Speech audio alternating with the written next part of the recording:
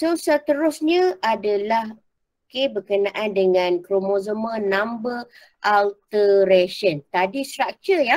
So sekarang ni adalah perubahan bilangan kromosom tu. Right. So untuk perubahan bilangan kromosom ni yang kita ada dua. Sama ada aneuploidy ataupun polyploidy. And then aneuploidy ni pun ada dua juga. Sama ada perubahan bilangan number tu melibatkan kromosom autosomal ataupun perubahan number tu melibatkan sex kromosom. Right. So untuk pagi ni kita akan tengok aneuploidy dalam keadaan autosomal abnormalities. Right. Okay. So when we said about the aneuploidy ni adalah keadaan bila bilangan kromosom dalam sel individu tu tak normal. Okay. For example, dia ada extra one kromosom ataupun dia mengalami keadaan kekurangan satu kromosom. Contoh, normal manusia dia 46. Kalau dia ada extra, dia akan jadi 47. Kalau dia kurang satu, dia akan jadi 45. Ni maksudnya bilangan number ataupun bilangan kromosom dalam individu tu tak normal. Right. So keadaan ni sebenarnya disebabkan oleh non-disjunction during the meiosis. Okay. Non-disjunction ni actually keadaan yang berlaku ketika anafase yang. Okay. Tengok ni. Right. Kita tahu dalam meiosis kita ada anafase 1, kita ada anafase 2. Means kalau during anafase 1 kita nampak kat sini homologous chromosome separate and move to the opposite pole, right? Tapi kalau dalam anaphase 2 kita boleh nampak the sister chromatic what we call separate and move to the opposite pole. But itu normal. Means normalnya during the anaphase 1 homologous chromosome separate. Normalnya during anaphase 2 sister chromatic separate. Tetapi kalau non-disjunction ni berlaku masa anaphase 1 dengan anaphase 2, kita tengok gambar yang ni. Apa yang korang boleh nampak kat sini? Nampak tak? Homologous chromosome tu sepatutnya dia separate kan, tetapi homologous chromosome tu dia tidak separate. Itu yang kita katakan sebagai non-disjunction. Okay, maknanya non-disjunction ni boleh berlaku masa anaphase 1 ataupun dia juga boleh berlaku dalam anaphase 2. Kalau anaphase 2 nampak kat sini. Sepatutnya sister chromatic tu separate kan macam yang atas ni, tetapi yang bawah tu dia tak separate. Itu yang dikatakan non-disjunction telah berlaku ketika anaphase 2. Sebab bila non-disjunction ni berlaku, tak kira lah ketika anaphase 1 ataupun ketika anaphase 2 masa meiosis yang, dia akan tendensi untuk menghasilkan gamet yang abnormal. Okay. Macam mana yang kita katakan gamet yang abnormal? Okay. You all tengok kat bawah ni. Yang ini semua adalah gamet. Okay. Kalau gamet tu normal, contoh yang ni. Okay. Right. Dia hanya akan ada N sahaja, nampak? Okay. Tetapi kalau gamet tu tak normal, tengok yang ni lah. Yang ni dengan yang ni, nampak? Normal dalam dia macam ada dua kan. N tu adalah normal. Apa yang korang nampak? Kalau yang jenis yang ni, dalam dia hanya ada satu kan. Sebab tu kita tulis N minus 1. So N tolak 1 tu adalah merujuk kepada abnormal gamet jenis yang pertama. Dan satu lagi keberangkaian abnormal gamet yang lain adalah jenis yang ni.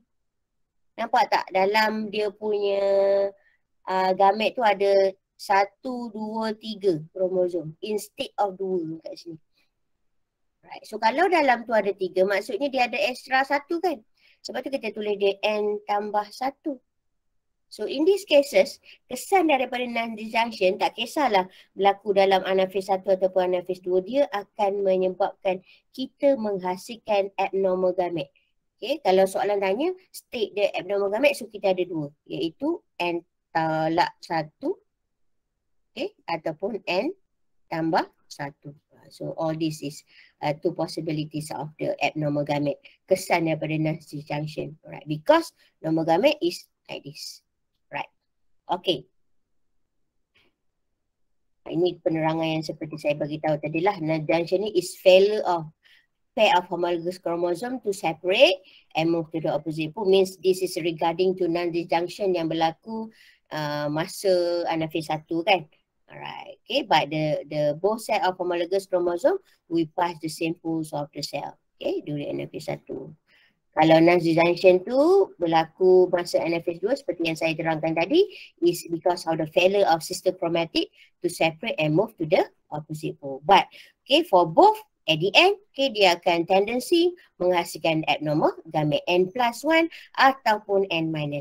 Okay, di mana abnormal gamete ni yang okay, bila dia fertilize dengan normal gamete, okay, contohlah abnormal gamete tadi tu sperm but dia fertilize dengan normal ovum, right, dia akan tendensi untuk melahirkan atau untuk menghasilkan okay, individu yang mutated, mean tak normal lah, tak seperti humans yang biasa, right. Okay, sebagai contoh kita tengok kat sini. Okay. Bila fertilization, ingat fertilization ni means bila sperma dengan ovum, okay, fuse, mean itu yang kita katakan sebagai fertilization. Okay, bila fertilization antara abnormal gamete ni dengan normal gamete, okay, dia akan menghasilkan abnormal zygote, means akan menghasilkan baby yang abnormal. Right? Dan biasanya zygote ni dia akan develop, okay, dan lahir sebagai individu aneuploidy. Maknanya, okay, baby yang abnormal ni bila dia lahir kita akan panggil dia adalah baby aneuploidy. Right. Okay, because okay, aneuploidy individu ni ada two possibility, sama ada dia adalah jenis monosomi ataupun dia adalah jenis trisomi. Okay, monosomi ni adalah panggilan kepada aneuploidy individu yang okay, bila kita tengok dalam kromosom dia tu, okay, dalam bilangan kromosom dia tu kurang 1, nampak? Ni kita merujuk pada humans. Patutnya humans normal 46 kan. Tapi kalaulah individu tu hanya mempunyai 45 kromosom, so kita panggil dia sebagai monosomi person. Okay? Dia adalah aneuploidy individu tapi jenis monosomi. Kalau kawan awak tanya kenapa kita panggil dia monosomi? Okay, sebab bilangan kromosom dia kurang 1. Okay. Dan individu monosomi ni biasanya kita juga boleh state dia sebagai individu 2n-1 sebab normal 2n adalah 46. Tapi kalau 2n-1 dia adalah 45. Begitu juga individu aneuploidy jenis yang kedua ni. Trisomi ni. Kalau monosomi kurang 1, trisomi ni nampak dia lebih 1. Normal 46. Okay, so that's why individu yang jenis trisomi ni kita boleh tulis 2n+1 sebab dia mempunyai 47 kromosom. Right. Okay, so macam mana individu monosomi ni dihasilkan? Okay, dia adalah hasil daripada fertilization antara abnormal gamete jenis yang ni yang kurang 1 kromosom tadi yang N-1 tu dengan normal gamete. Tu terhasillah individu monosomi. Kalau fertilization tu antara abnormal gamete jenis yang ni N+1 ni dengan normal gamete ni dia akan hasilkan individu trisomi. So kena ingat. Okay. Kalau orang tanya aneuploidy tu apa? Okay, aneuploidy tu keadaan individu yang mempunyai bilangan kromosom yang tidak normal. Okay, bilangan dia sama ada terlebih 1 ataupun kurang 1 daripada bilangan asal. Kalau individu tu mempunyai bilangan kromosom kurang daripada asal, okay, kita panggil dia sebagai monosomi. Tetapi kalau individu tu dia mempunyai bilangan kromosom okay, lebih 1 daripada asal, so kita panggil dia trisomi. Dan awak kena ingat, yang kita tengah bincangkan sekarang ni hanya merujuk kepada okay, kromosom okay, nombor 1 sampai nombor 22, the autosomal. Sebab tu tadi kalau awak tengok slide saya yang pertama tadi, kita panggil dia autosomal abnormalities. Alright, maknanya okay, pertambahan satu ataupun pengurangan satu kromosom ni hanya antara kromosom set nombor 1 sehingga kromosom set nombor 22. Sebab kita tahu kromosom set nombor 23 ni adalah kromosom seks. So yang kita bincangkan ni belum ataupun tidak melibatkan kromosom seks. Sebab kita juga ada keadaan yang melibatkan kromosom seks. Right. Okay, so now kita nak tengok. Sebab tu saya tulis autosomal abnormality. Kita nak tengok apakah abnormality yang ada, okay, yang disebabkan berlakunya keadaan aneuploidy pada autosomal kromosom kita. Okay. Yang pertama kita ada monosomi 21. Ini nama penyakit ni yang. Okay, nama genetic disorder. Yang kedua, okay, ini mungkin biasa dengar Down syndrome. Dia adalah autosomal abnormality. Maknanya abnormality dia berlaku pada autosom kromosom. Right. So ataupun kita panggil dia trisomy 21. For example, korang tengok monosomi. You all tahu tadi, teori said monosomi maknanya dia kurang satu bilangan kromosom ni, right? Tetapi trisomi ni dia ada ekstra satu kromosom, right? Kenapa dia letak nombor 21 kat sini? Kan saya kata autosomal abnormality ni dia hanya akan melibatkan kromosom nombor 1 sehingga nombor 22 ni. So dalam keadaan monosomi 21 ni, abnormality tu berlaku kepada kromosom nombor 21 ni kat sini, nampak?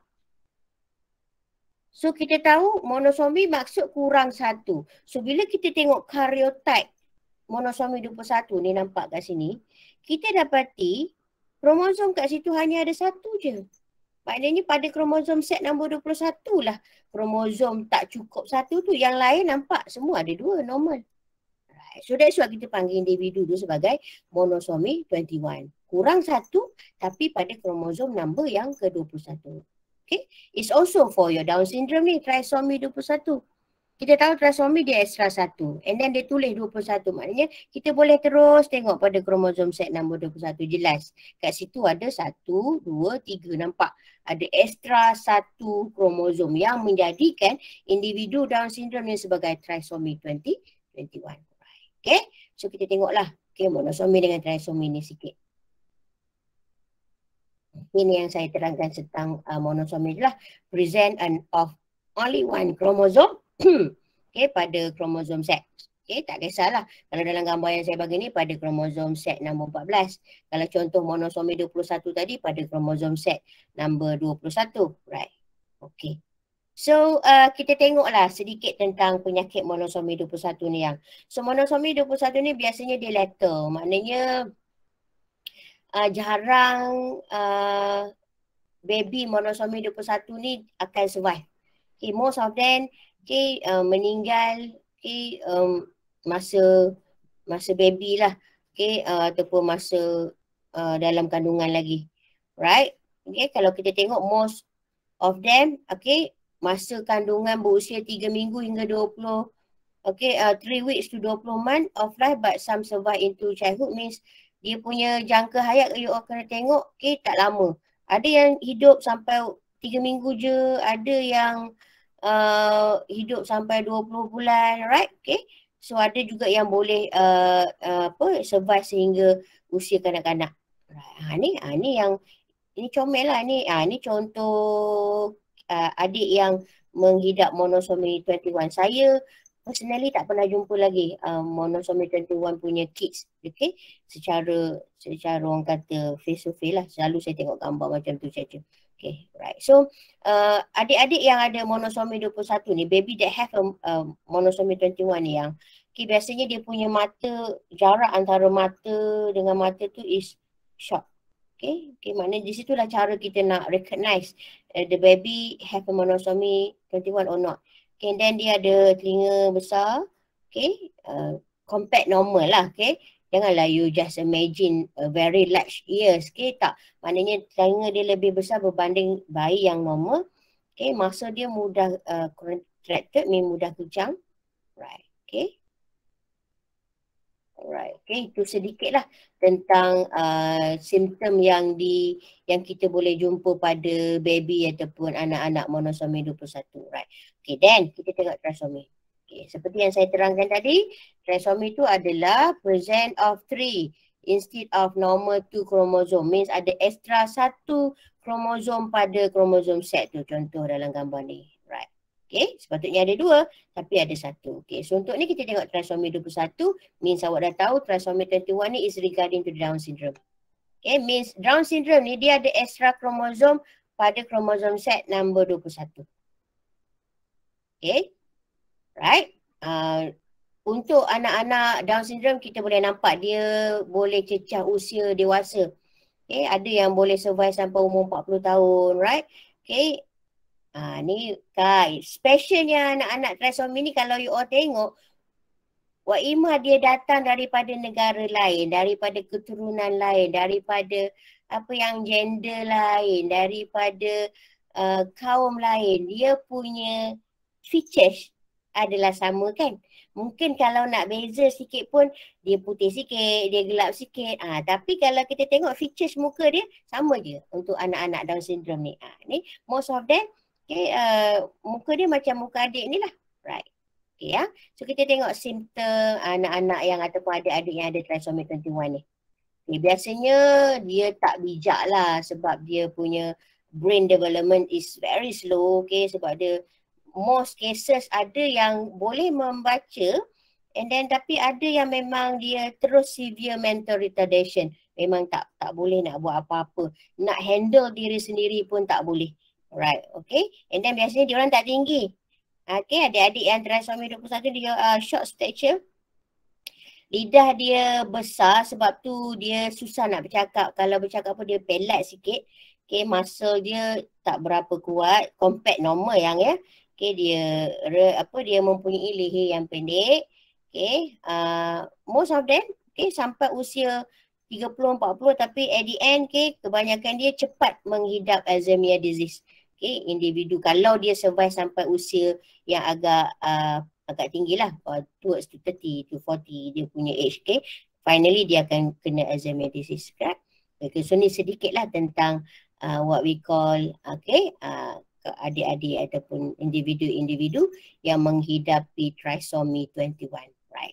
Okay, so ini adalah dua keadaan okay, abnormal number of chromosome yang melibatkan autosom kromosom. Ingat balik, autosom kromosom ni adalah kromosom set nombor 1 sehingga nombor 22. Means kalaulah non-disjunction berlaku, okay, tak kira lah ketika anaphase 1 ataupun anaphase 2 pada mana-mana okay, set of the autosomal chromosome, at the end dia akan tendensi untuk menghasilkan abnormal gamete. Mana yang kita katakan sebagai abnormal gamete? N-1, N+1. Because bila abnormal gamete ni dia fertilize dengan normal gamete, dia ada tendensi untuk melahirkan okay, individu yang kita panggil sebagai aneuploidy individu. Okay? And aneuploidy individu ni ada dua keadaan, sama ada dia adalah individu monosomi ataupun dia adalah individu okay, trisomi.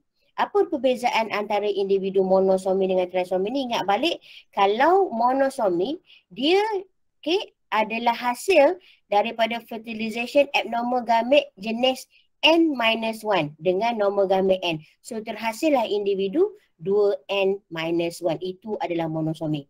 Kalau trisomi pula dia mempunyai extra 1 kromosom, right? Macam mana individu trisomi 21 ni terhasil? Okay, dia adalah kesan daripada fertilization antara abnormal gamete jenis okay, N-1 dengan normal gamete N. So terhasillah ataupun lahirlah individu okay, dalam keadaan trisomi. So kita hanya bincangkan dua jenis genetic disorder saja, okay, monosomi 21 tadi dan juga the Down syndrome, the trisomy 21, right? Okay.